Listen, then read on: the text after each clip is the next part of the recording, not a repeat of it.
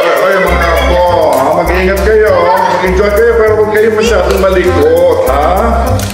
Magandang araw, mga kaibigan. Sa episode na ito, bibigyan natin ng parangal ang isa sa mga haligi ng Philippine theater at pelikula, si Tony Mabesa. Kilala bilang Lion of the Theater, si Mabesa ay may hindi matatawarang ambag sa sining ng teatro at pelikula sa Pilipinas. Mula sa pagiging isang aktor hanggang sa pagiging isang respetadong direktor at guro, tatalakayin natin ang kanyang buhay, karera, at ang walang hanggang pamana na kanyang iniwan. Umpisahan na natin dito lang sa Pinoy Wisdom.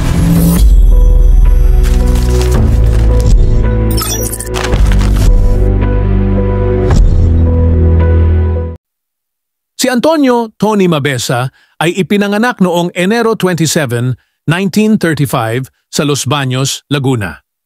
Ang kanyang pagnanais sa sining ay nag-ugat sa murang edad pa lamang.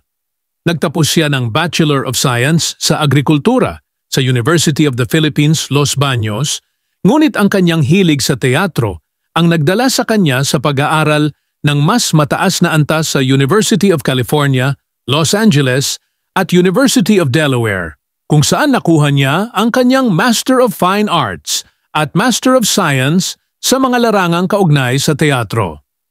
Mula sa kanyang pagbabalik sa Pilipinas, itinatag ni Mabesa ang dulaang UP at UP Playwrights Theater noong 1976 at 1986 ayon sa pagkakasunod, na naging sentro ng makabago at tradisyonal na teatro sa universidad. Ang mga grupong ito ay naging tulay para sa pagpapalaganap ng sining at kultura na tumutulong sa paglago ng talento ng maraming Pilipino sa teatro. Bukod sa pagiging isang direktor, si Mabesa ay naging aktor din sa telebisyon at pelikula. Kilala siya sa mga proyekto tulad ng Rainbow Sunset 2018, kung saan siya nanalo ng Best Supporting Actor sa Metro Manila Film Festival. Naging bahagi rin siya ng mga klasikong pelikula tulad ng Macho Dancer 1988 at mga teleserye gaya ng Villa Quintana 1995 hanggang 1997 at The Rich Man's Daughter 2015. Ang kanyang mga pagganap ay laging puno ng lalim at emosyon na nagpapakita ng kanyang malawak na karanasan at pagkadedikado sa kanyang sining.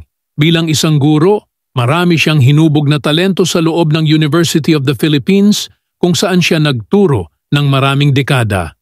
Kilala siya sa pagiging strikto ngunit mapagmalasakit na guro na nagturo ng disiplina at pagmamahal sa teatro sa kanyang mga estudyante. Pumanaw na sa edad na 84 ang veteranong aktor at direktor na si Antonio Tony Mabesa kagabi.